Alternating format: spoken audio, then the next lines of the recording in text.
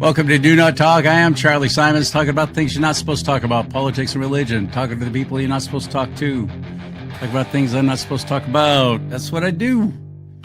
And my own party telling me not to talk about this and not talk about that. No, we're going to, just wait until we make a decision for you. Are you high? Oh, you're in California. You probably are. Urson Russell is my guest today. Urson, unusual first name, Urson. Urson, you can't forget it now. Urson Russell is going to be talking about election integrity, and he's now attained hero status with me because anybody who's never run for office before and decides that's it, I've had enough, I got to do something, and is going for it. Nothing's going to change until we get good people running for office. So you're going to want to meet this guy and you're going to hear what he has to say.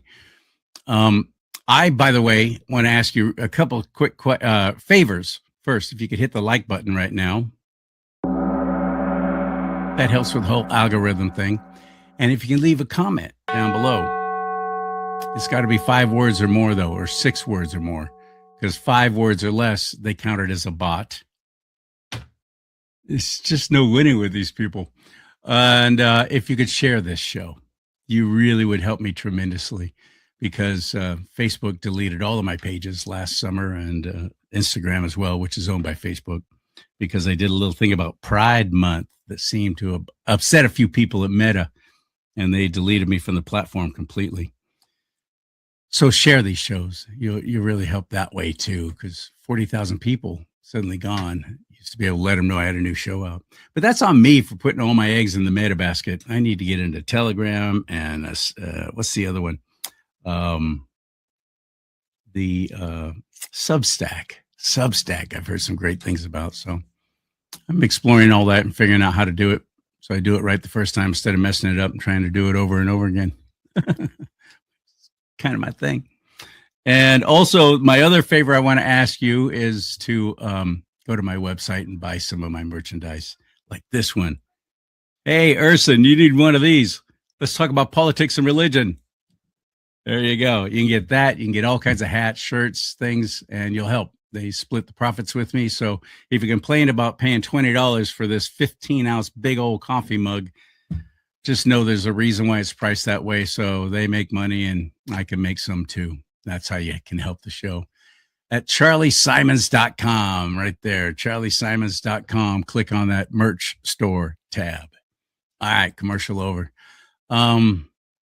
In California, we have, first of all, a jungle primary, which is with all the election fraud and cheating going on, made sure that there's a supermajority of Democrats, which what supermajority means is it doesn't matter what we do, what we say we don't want, what we vote against, doesn't matter.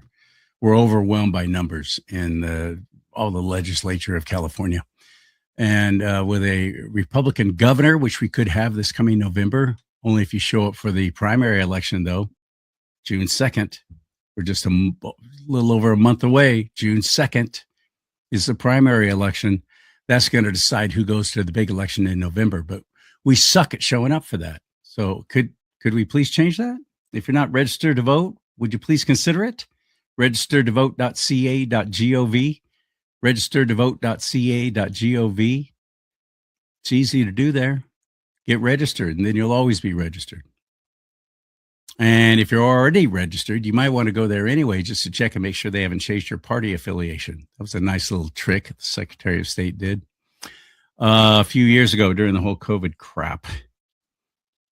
But I bring all this up because we have a huge amount of slugs, as I call them, who have sat in their little seats, their little positions of power again and again and again and again and again.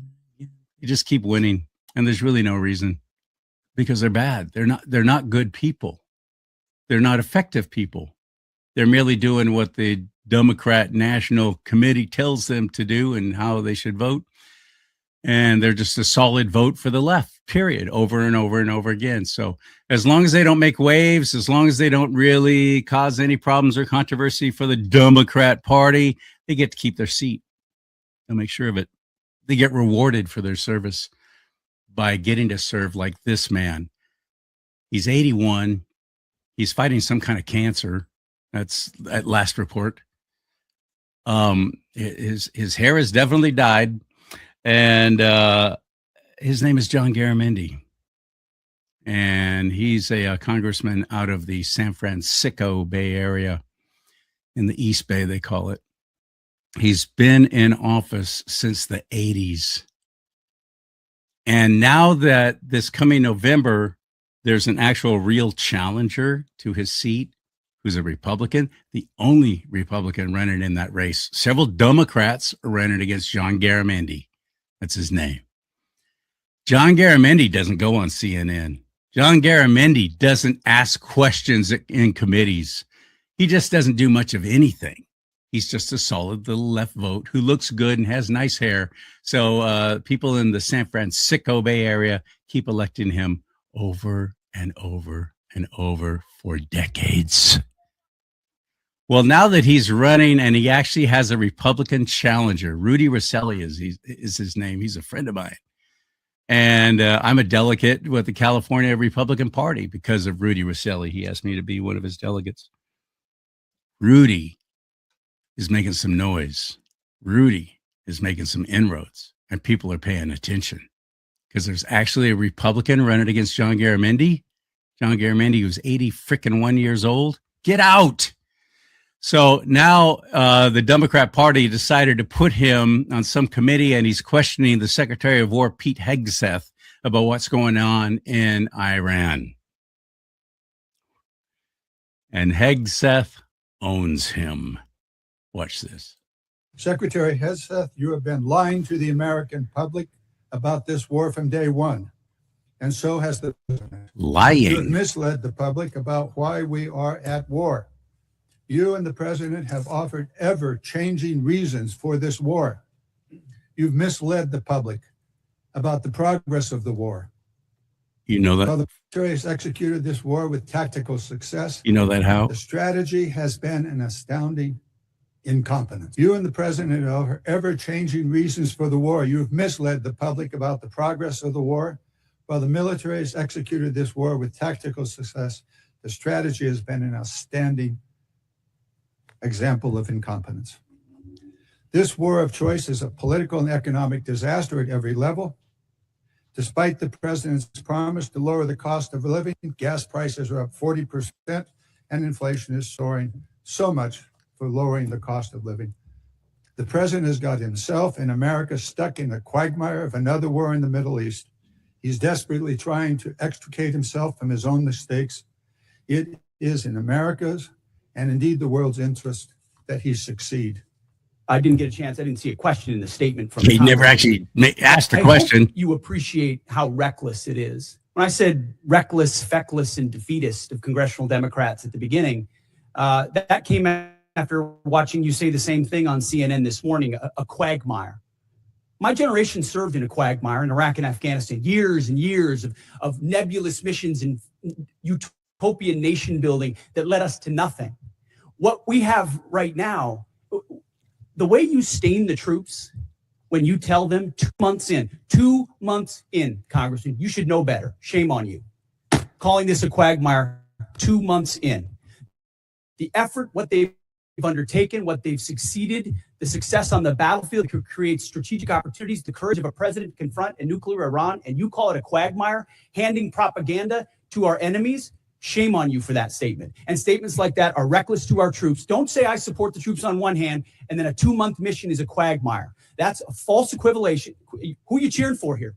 Who are you pulling for? Our troops are doing incredible work. They've done incredible things for the entirety of this mission and achieved incredible battlefield successes. And you sit there and go on TV for your clickbait about quagmires.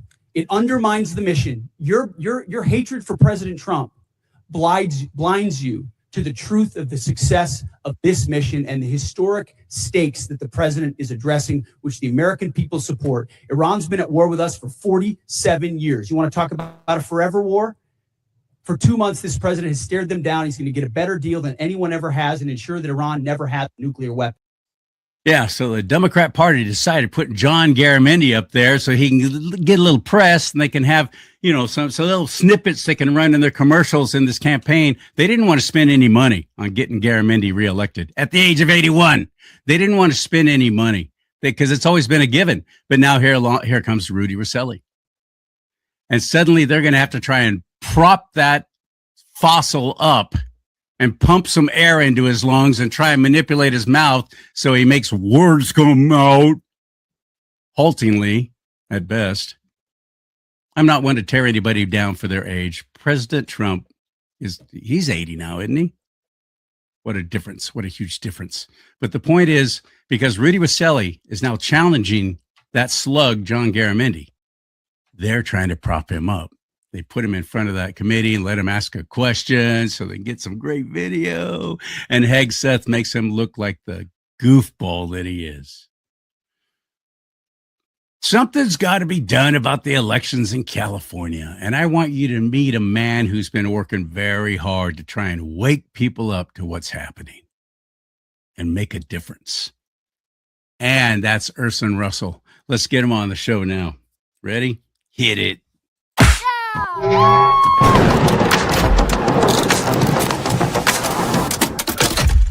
How you doing, Charlie? I'm fantastic.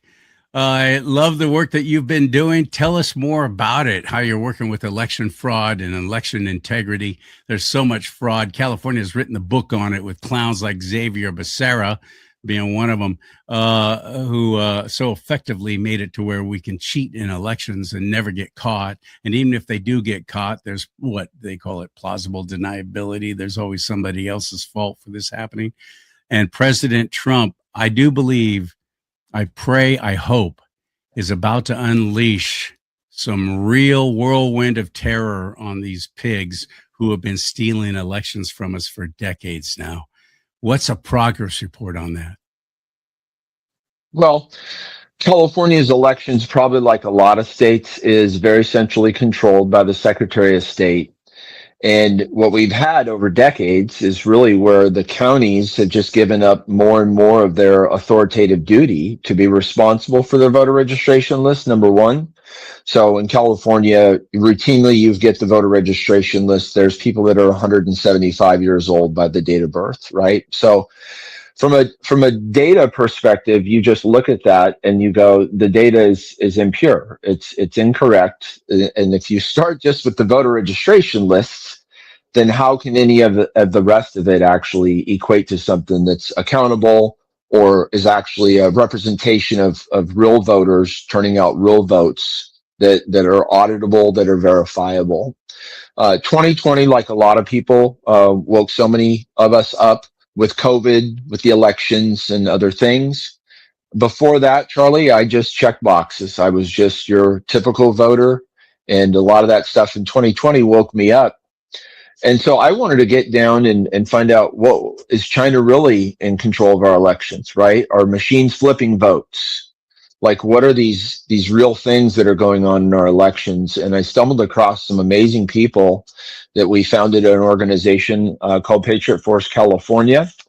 And through that, we really looked at, like, there was lawsuits happening, there's poll observers being trained and a lot of this stuff, but really getting into the nuts and bolts of the election systems themselves, where we could speak loudly, effectively, but also defend any of our claims, right? Because I'm not a cybersecurity expert. I do know Colonel Sean Smith from the Army that can clearly teaches me all about the cybersecurity concerns and the loopholes, but those aren't claims I can personally make. And so what I've seen in Orange County, for instance, in the 2021 recall election, a lady here in Orange County decided to register her dog just to see. She just didn't believe it was possible. Like, there's no way they're going to allow my dog to be registered to vote. Was registered, and so then she thought it was a good idea to go ahead and cast a ballot for the dog, because she thought there's just no way they're going to accept a ballot from my dog, which they did. And the reason is, in a state-only election for a first-time registered voter, there is no requirement for any sort of ID confirmation. In a federal election, there is. So in the primary for the 2022 election, she cast another ballot for the dog. And this time it got caught because there was ID requirements and so forth. So Okay. those types of things happening at just the basic level. We have people that haven't voted in 20 years that are still on our rolls. We'll get a ballot mailed to them, maybe in this state, maybe in another state. We have military and overseas voters, like during the 2024 election. We had, out of every 100 ballots that were cast for military and overseas citizens, 90 to 95% of them were for Kamala Harris. We never found one single batch from overseas personnel or military that favored Donald Trump. So it's a lot of that stuff that adds up where just people have a lot of questions. And the problem is when we go to our register a voter, they call them clerks in other states, but in California, we call them registers of voters. They kind of throw their hands up and say, well, we don't like this either. You need to go petition your state legislature and get them to change the laws. And to me, that's completely backwards because I'm already paying his multi six-figure salary, pension, benefits, and he's the one that should be going and representing me at this county and fighting for us. Right. And saying, my citizens in Orange County don't want this, and you guys need to go and write laws that actually support what our citizens want here. And why is that so important? A lot of people, it's hard for them to think about that because the majority of our population lives in such concentrated populous zones, right? So we have 58 counties. LA County is a quarter of the state. Just the one county is 25% of the population, the voting population, and so forth. We have one county, Charlie, Alpine County, that has less than 1,000 voters. It's got about 1,100 people. So how can you have one system that's going to fit for a remote, alpine, mountainous, whatever, desert community with 1,100 people and 10 million people in LA County? It's just not feasible. And that's why it's so important for the counties to have really full authority. We have 12 counties that don't even have 15,000 registered voters in any one of them. If you added up our entire 28 smallest counties in California, it's still a smaller population than LA County. So these combinations of having such a concentrated population, about 11 counties in California makes up 3/4 of the state, with counties really subduing their authority to manage the rolls, to clean the rolls, to do the things that are needed, and that's been taken over by the state. We have a system called VoteCal, and I'll just say this and pause, which is what centralizes our voter registration lists. So here's a scenario. You go into the post office and you put in a change of address to Texas. You've had enough. And through the system, the USPS sends that to the Secretary of State to be analyzed. The Secretary of State sends that to the Employment Development Department, most likely for address verification. That comes back to the Secretary of State, and then they have the ultimate authority of what to push down to the county. So the county never talks to USPS, never talks to EDD, just gets a flag on a report that says, hey, this voter status has changed. Now, we went out and knocked on almost 4,000 doors across California and proving that the state is flagging your permanent change of address to Texas as a temporary change of address. So And they're why still that's- receiving ballots even out there in Correct. Texas for California elections. Correct.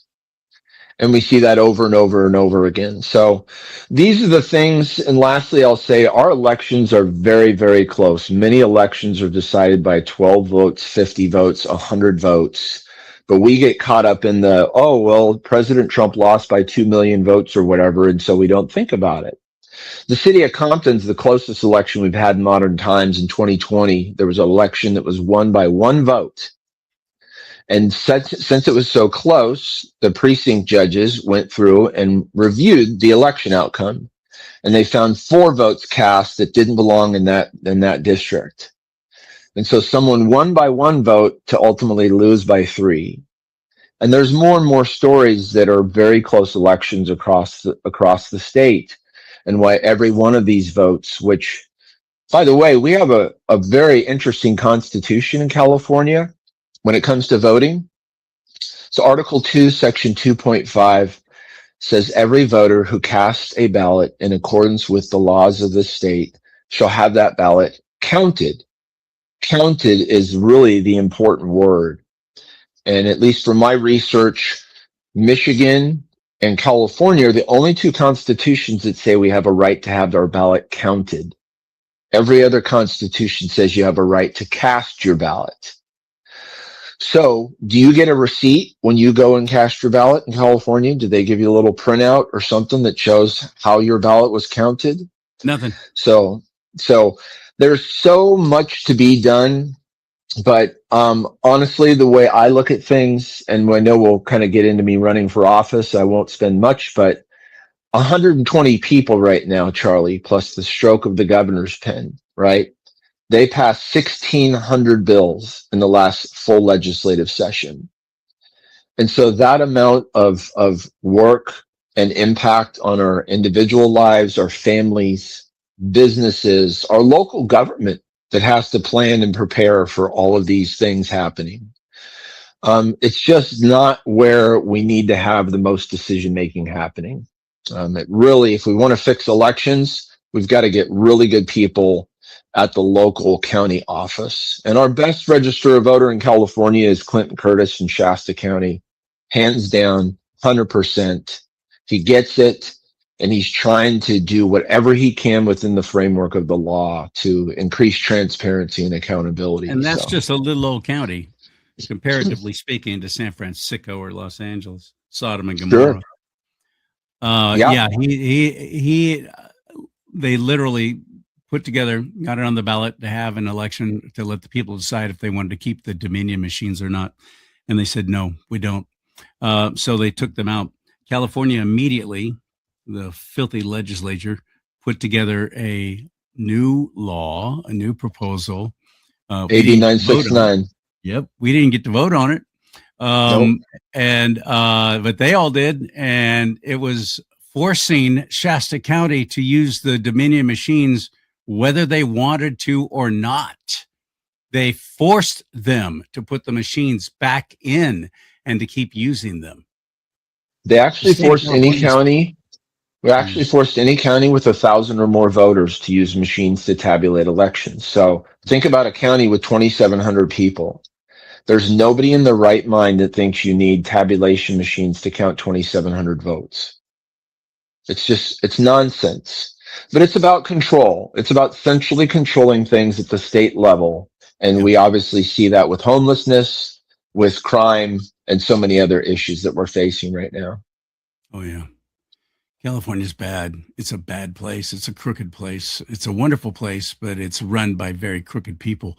But I can only blame the politicians for so long, Urson, until I start looking at the ones that are putting them into those positions. Even if there is a massive cheating and fraud in the elections, we on the right aren't even showing up. It's in the teens, those of us who show up to even vote in primary elections. And that's where elections are won and lost in California, because the primary decides who goes to the big election in November. And because of our jungle primary, another nasty little trick, we get two Democrats running for the same office again and again and again. And or we have districts where there isn't even an opposition running. It's just there's no Republican that's put in their candidacy paperwork, and it's a Democrat that's running unopposed. Civic duty, and understanding the difference of the importance of primaries. Like all of our county races, those can all be won outright in the primary if the candidate gets 50% plus one of the votes. So your county board of supervisors, your board of education, your sheriff, your DA, your treasurer, the county controller, all those positions, you can win those outright in June. And then those candidates don't have to campaign in November. Right. Think about how much resources, people knocking doors, money being donated, all that management of elections that you can free up by really turning out and doing a good job in the June primary. There's one state race that's nonpartisan, the state superintendent of public instruction.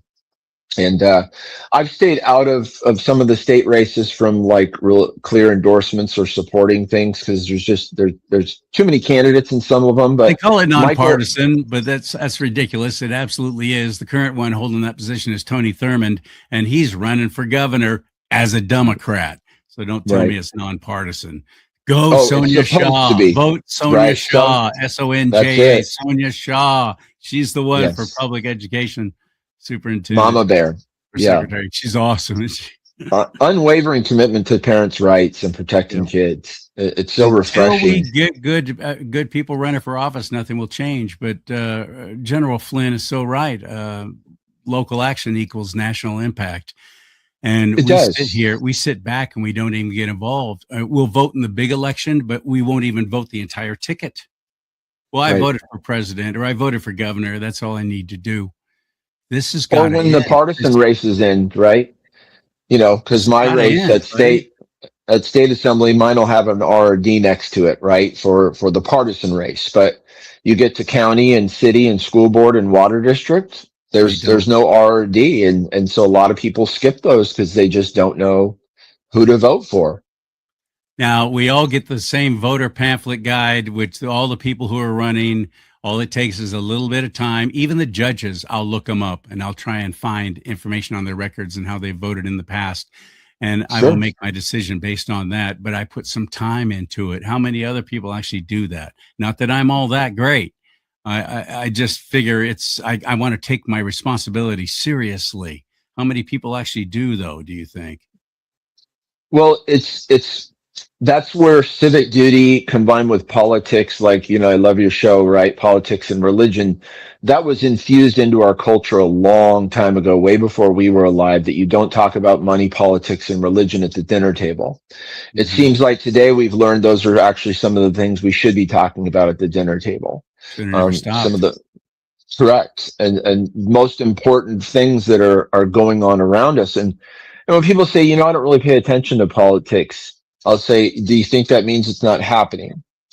Just because we're not paying attention to it, right? Because we don't know who's in the finals for the hockey Stanley Cup finals. Does it mean the Stanley Cup's not still happening, right? And that's really the approach we need to take. I think it was Plato or Socrates, one of them said, the consequence for not being involved in politics is you end up being ruled by your inferiors. And so whether that's morally inferior, intellectually inferior, Thomas Jefferson said, a wise and frugal government, wisdom, you need competence. If you want a good county treasurer, you probably want something with accounting background. But if you want good representation, you need people that understand the Constitution and what they're even going there to serve for. And Going so back we to just John we Garamendi, he actually got elected to be insurance commissioner of California when he's between his little holding office and other things, and won. He's never been an insurance agent. He didn't know anything right, about it, but he looked good. He right. sounded good, and he had a D in front of his name. So I'm going to vote for him. And we didn't show up. We on the right did not show up to go, nope, that's not happening. We're going to vote for the other person. We just didn't even show up. Sure. And I want to influence civic duty, through a movement around good government. And so how do we do that? Well, someone says, I don't really get involved in politics or so forth. Listen, would you come to one city council with me? Just one Tuesday night. You don't have to go every week. Just come to one with me. And just to be able to sit in the audience, watch how government functions, have a brief conversation afterwards. Thank you so much, for doing this. And then maybe in a few months, hey, there's another city council coming up. You want to go to another one? And so it's being suggestive when elections come up and you're picking up pizza at your favorite pizza spot. Hey, are you registered to vote? We got an election coming up. It's just small little changes that we can fold civic duty into our everyday lifestyle and not have to have it consume us. And if more of us were doing that and staying informed, so few of us would have to be doing so much like we are right now. And if you are like Urson and me, you're conservative and you definitely lean to the right. Post how to register to vote on your social media. I don't see anybody ever doing that. I can't even get my own party to talk about getting people registered to vote. And it's so simple. I said it earlier. I'll say it again and write this down. and post it on your social media, because chances are most of your friends and family on, again, I don't have Facebook anymore, but most of yours probably think the way you do or close to it. And you're not taking a side one way or the other unless you want to. Just say, hey, you got an election coming up. This is a big one. We need you for the primary on June 2nd. Get registered right now. You only have a few days left. May 9th is the cutoff to at least vote in the primary. But just get registered. Don't even mention that. Just get registered to vote and show up at registeredtovote.ca.gov. That's it. Well, remember in California, you can actually register up until and on election day and still cast a ballot. So we have what's called conditional voter registration, and the ballot will be put aside and will be investigated. And once approved that you were authorized to be registered, then they will count your ballot. And if not, then proceed accordingly. But yeah, that 15 days anymore, that's just to vote normal, to receive a vote by mail ballot and things. But 10 days before election day, on election day, you can still go in and register to vote and cast a ballot. And you can get your voter guide at any post office. They always have them there, and registration forms as well. But I blame the post office for a lot of the dirty dealings too, by the way. I know people who work for the United States Postal Service who have told me that when a lot of these clowns who have their nice little cushy government jobs and their little benefits and they're flaming leftists and they love their little position of power and they pick up your ballot, let's say you're going to do the by mail, which I pray you don't. I take it with you to show it's unopened to prove that you haven't voted, but Yes. show up actually at the polling place, and you've got 2 weeks before the election now, polling places to go in. Doesn't have to be the day of, but go in and actually vote in person. It's easy to find out where, and your county, your area, and that's so important because my friend Kim Yater told a story just the other day at an event I was at with her about her husband and her showing up to vote, showing up in person to vote and being told, you already voted. Right. There's a lot of those stories that came out. Really, the recall election seemed to be the pinnacle in 2021 of those stories really hitting. And, what they're told is here's a provisional ballot, fill this out and we'll look into it. And for me, I would love for them to tell me that I'd already cast a ballot. It would, be probably one of the worst days of the year for them. Good. I want to hear how you would handle that, because the other point, the reason why I'm saying don't vote by mail, don't fill it out, put it in your mailbox and trust that it's going to get to where it's supposed to go, because these postal workers, and this is somebody who works for the post office, told me this in confidence. I would never say their name. If you have a flag flying in your yard, God forbid you have a political sign in your yard, vote Urson Russell or something like that, your ballot will never make it back to the post office. It'll get lost somewhere. Your ballot will never get it. They'll never get it. That's happening. That's why I don't trust the Postal Service anymore either. So we got to be voting in person. But so I asked, if you have to vote in an envelope, I ask you deposit it in one of the secured drop boxes. If you absolutely have to vote using an envelope, because the people that do handle the drop boxes at least take a sworn oath of office. But the USPS postal workers are a separate agency of government. They're not. They don't have to give you're FOIAs. talking about at the election headquarters. Yeah. County. Yeah. Well, they have those remote, because not the drop boxes at the post office, and not the ones that were put up by Mark Zuckerberg from Facebook or any of those. You're talking about at the actual election, your county seat. So you might have to drive a little bit to get there, but those are the lock boxes you're talking about, right? Correct. The ones that are handled by county staff as opposed to by United States postal workers. So because they at least have training, there's a chain of custody that goes with those collections. all of that stuff. With the USPS, there's none of those things. And we don't use secured tamper evident envelopes either, Charlie. So I can literally intercept your ballot. I can peel open the envelope. I can replace your ballot with my ballot that I want with my choices, close back up the envelope without any extra glue or tape or And your anything. signature is still there on the envelope. Correct. They have no idea whether it's your ballot or not that you filled out inside. Right. And no one's been caught or prosecuted. The point is this: why create a system that allows cheating so easily? Like, why go and mail everyone a ballot when you know your voter registration lists aren't clean? Because it works for them. Yeah. Well, the Prop 50 election was particularly bad because it was a single issue, 8.5 by 11 single page. And I exposed this to the Secretary of State and my county register a voter. Take your cell phone flashlight out. You're the postal worker. You just got 50 ballots. Take your cell phone flashlight out, put it behind the envelope, and you can see which box was marked. So, yes vote, no vote, yes vote, no vote. The no votes either don't ever make it, or you peel them open and put in your own yes vote on ballots. Because there's no correlation, right? Like, once the ballot is removed from the envelope, there's no way for the person scanning to go, wait, this isn't the right ballot. It's just a ballot, right? Right. Because the signature that they're supposed to compare to what? I don't even have to show you ID. How do you know what my signature looks like? But they toss ballots because the signature didn't seem right. But that's the only thing that indicates who you are on the outside is that signature on the ballot. And if you forget to actually sign it, or on the envelope, if you forget to actually sign it, they won't even count it at all. Or the law says you're supposed to get a curing letter to try and fix that and so forth.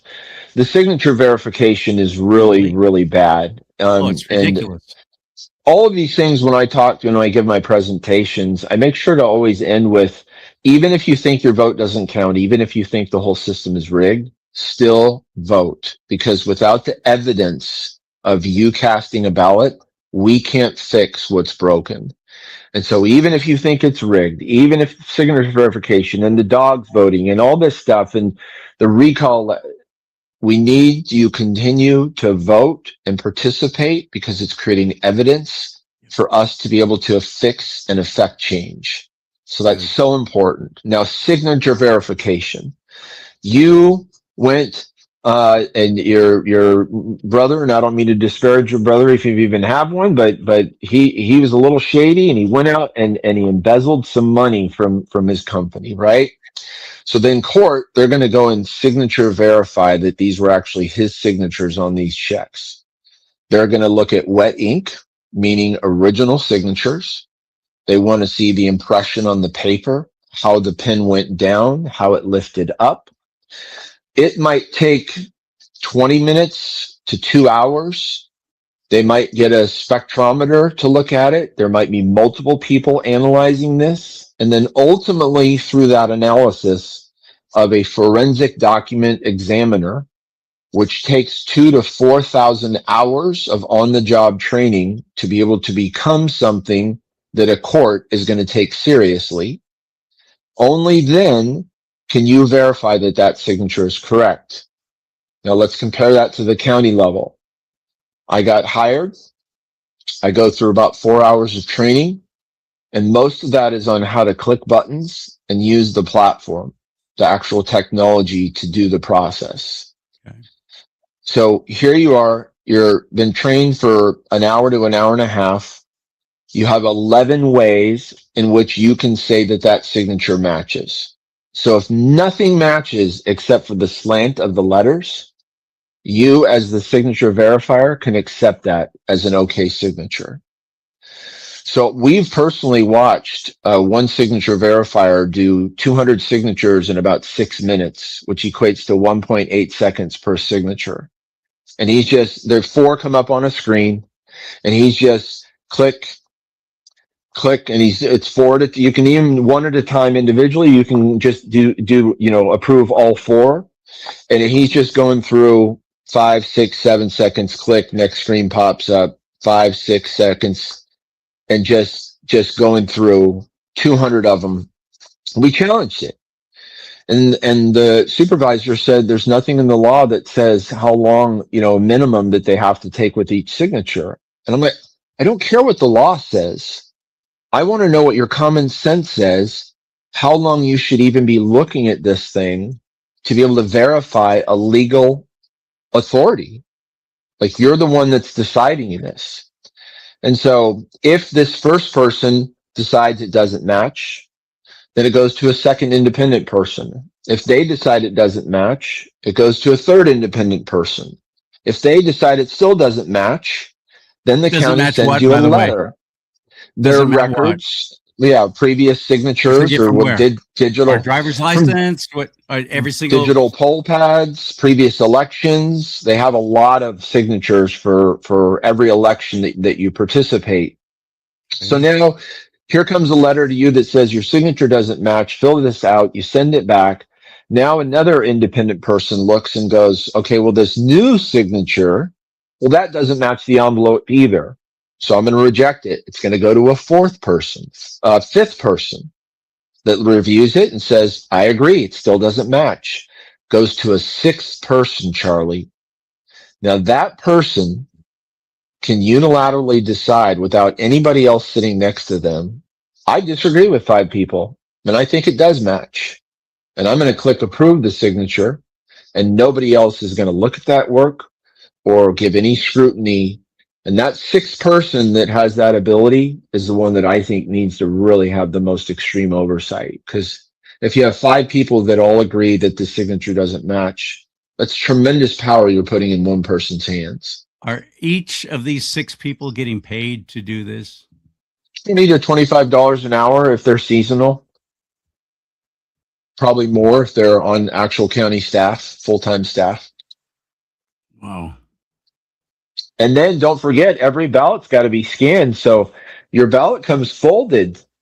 You got to pay people $20 to $25 an hour to flatten out ballots, right? So that they can actually go through the scanners and things. And then because the ballots need to be scanned, if you only put a check mark and didn't fill out the box all the way, maybe an X, a yes, a no, a star, a smiley face, they've got to duplicate those ballots, either through a digital machine or by hand. So in Orange County, we had just short of 1.42 million ballots cast in the general election 2024. We duplicated over 75,000 ballot pages simply because they couldn't scan through the scanner. So think about Which means that. somebody's getting paid $25 an hour will sit there and recreate and fill in properly those bubbles that you did. And they won't cheat, and they won't let their own personal preference come into play. And even if you're voting for Chad Bianco for governor and they are in love with Karen Canned Ham Porter, they're not going to change that, you don't think? Who's watching over them doing that? And so there is a QC process. You do get to watch it, but who has the time to sit there for 8 hours a day for 8 weeks? And right? those are volunteers. The ones who do the oversight are volunteers. Correct. So they're not getting paid. Even if everyone that was there was on the up and up, it's work stress and quality reduces over time of doing repeat steps, right? Of course. In a manufacturing line, in a coding, in whatever it is. Where you're doing the same thing over and over and over for hours. And so here you are. Yeah, 4 weeks you've been doing this already with all the early voting that's been coming in with the vote by mail. Election day hits, and now it's just you're flooded for 2 weeks looking at a screen and just box. It's that alone of just the mistakes that can happen just by sheer getting tired, looking at boxes all day long for 8 hours a day. So it's unnecessary, all of it. It's really unnecessary. And we've got to get back to you vote one day, vote with your neighbors, show your ID. You count your ballots with your neighbors and tally your neighborhood votes in front of all the voters before they ever leave your community. And now you have one thing to police, number one. And number two, you can explain that to any person of any age, even a 95-year-old grandmother that's never been on the internet in her whole life. The qualifications to understand that election system is she had to have played bingo once. Mhm. That's how simple we need to make our election systems. Yeah. I used to love those seniors when I'd go to the polling place, and it'd be like at sometimes somebody's house. They'd have the garage door open in small towns, or at the fellowship hall and things like Right. that, at the library.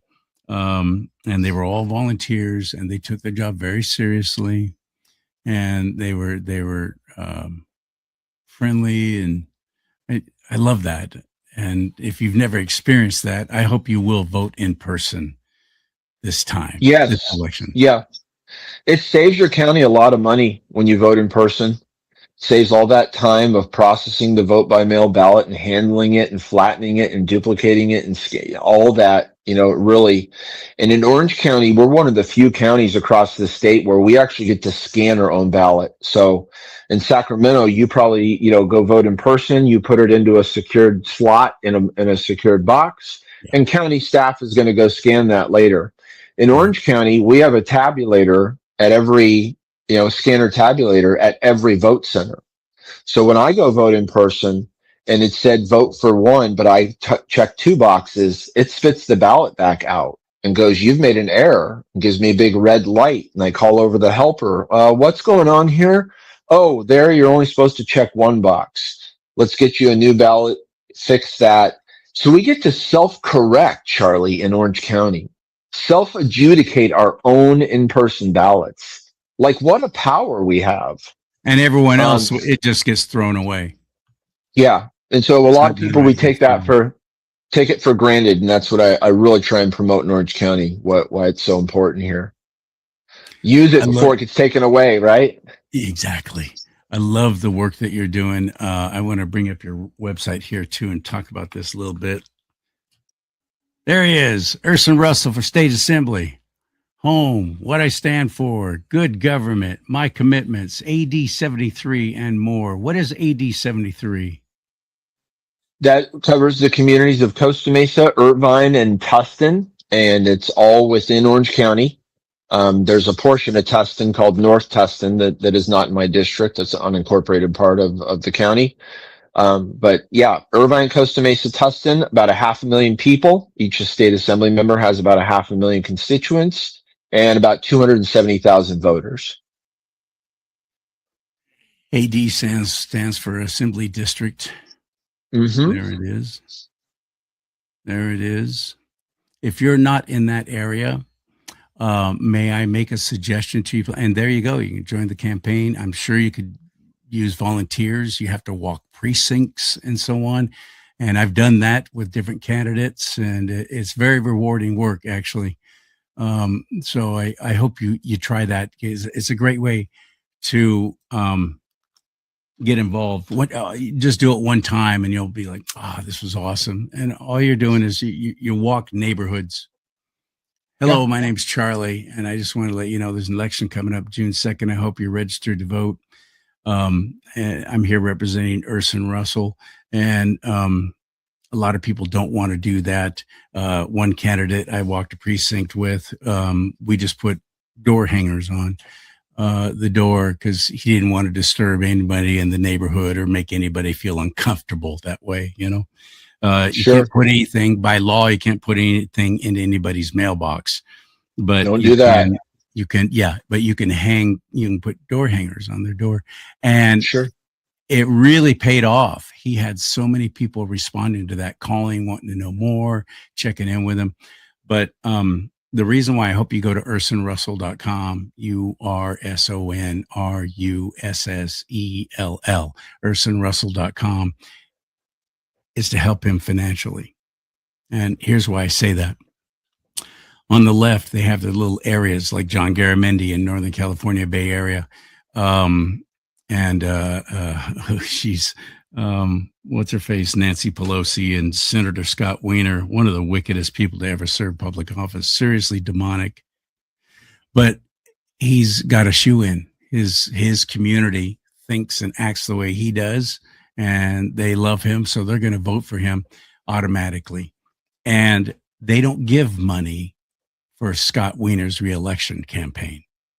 They give money to people like John Garamendi outside of their area, people like whoever's running against or running for office again, because you're running against an incumbent, of course, who's a Democrat who's been in there for way too long. They'll send money to her from San Francisco.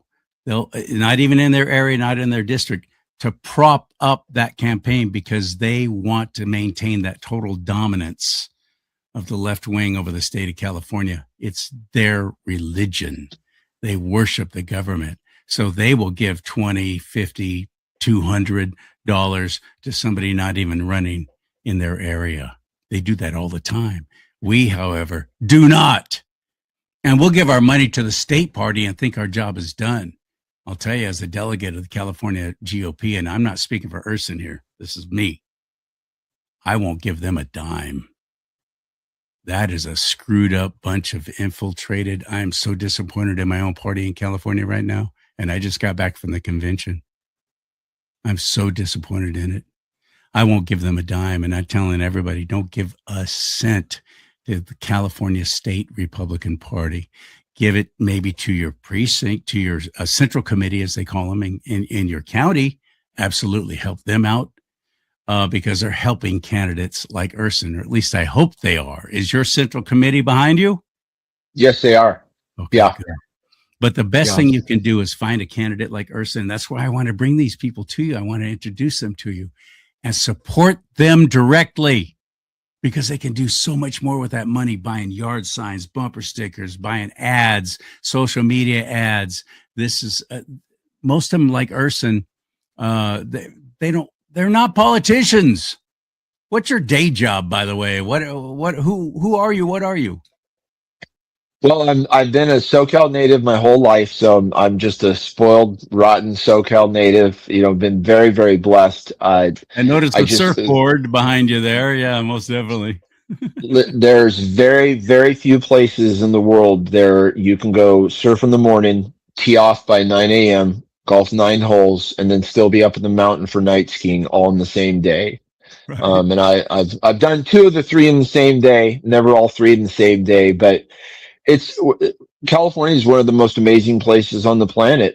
Our government sucks, right? So I've been in the operations side from a executive position most of my professional career, chief operations officer. I really liked the nuts and the bolts and the engineering and the manufacturing and shipping and receiving and all those types of things. And so I've launched a couple of with other people, launched some emerging technologies.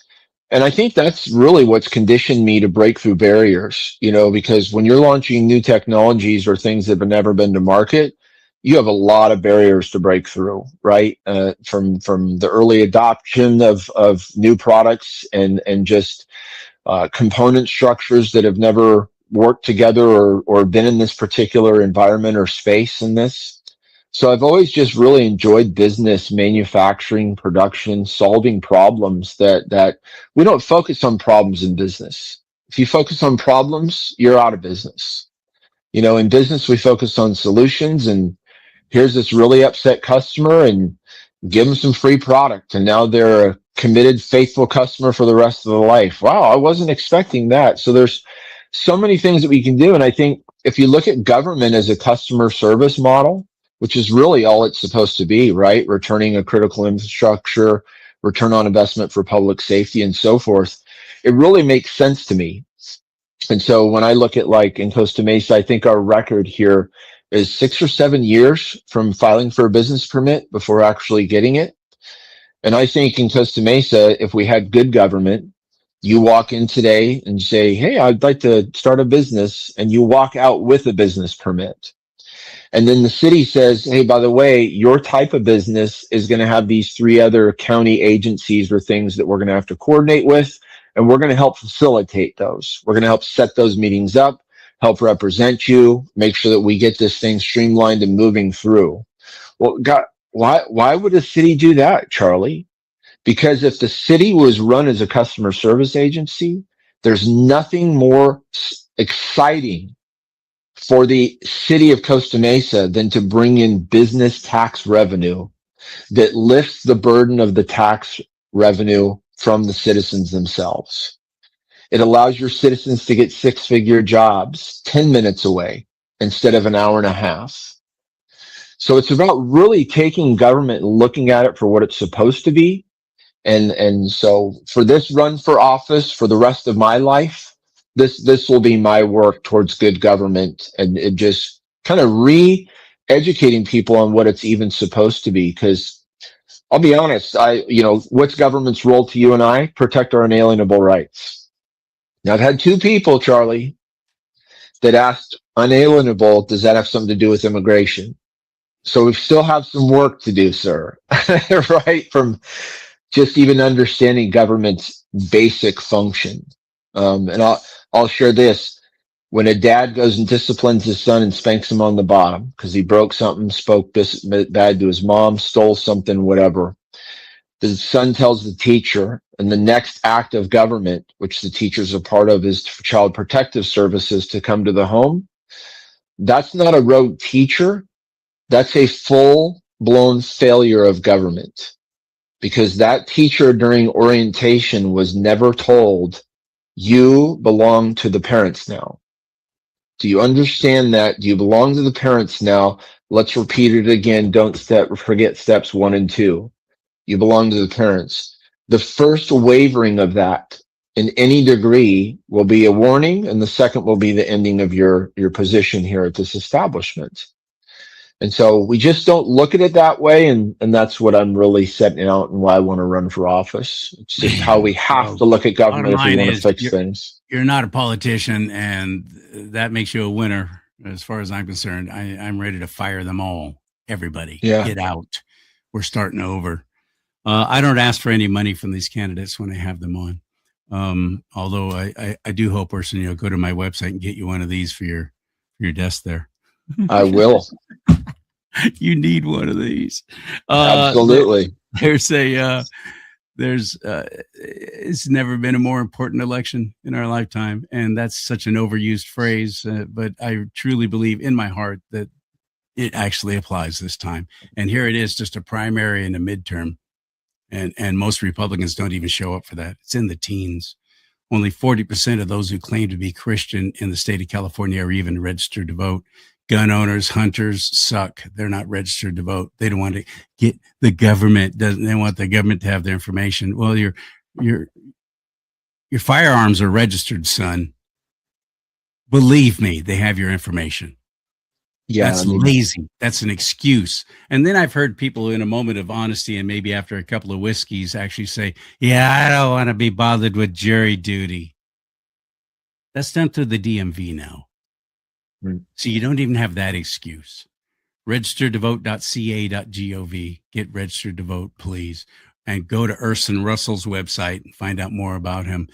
And I sure appreciate for you for your time. Thanks, Urson, so much. Absolutely. It was a real pleasure to be with you today, Charlie. And if I could just leave you with one thought and with your audience. So 95% of our population in California lives in the jurisdiction of an incorporated city. General Flynn said the fix is local, the impact is national. If we spend the next 2 election cycles taking every city council, every school board, every water district, sanitation district, we control government. And we can now say to a state assembly member that's not doing what they're supposed to, as the city, we're going to put out literature as the city to campaign against you in the next election. Get back in your lane. What are you doing supporting AB 1955, pressuring teachers to lie to parents? Get back in your lane. And so Huntington Beach has shown that from a city. Chino Valley, where Sonia is, has shown that from a school board. Shasta County has shown that from a county perspective. These are the lessons that we can build on if we have the right focus and the right strategy to put power back where it belongs. Because 120 people deciding for 40 million is nonsense. It's absolute nonsense, and why we have the results we do right now. So God bless you, brother. Appreciate everything that you're doing to help get the word out there. Thanks, June Martin. 2nd, ballots hit on Monday, May 4th. So we're coming. We're coming. All right, my friend. That's awesome. Thank you so much for this time. Share this show. Please let others know. Check out this guy who's running for office. He sounds really cool. Charlie had him on his show. See what you think. Share these shows. That's a great way to get them out there. And thank you for what you do to help this show. I really appreciate you more than you know. Just watching. I really appreciate it. May God bless you and keep you. May God bless America. But most importantly, America, bless God.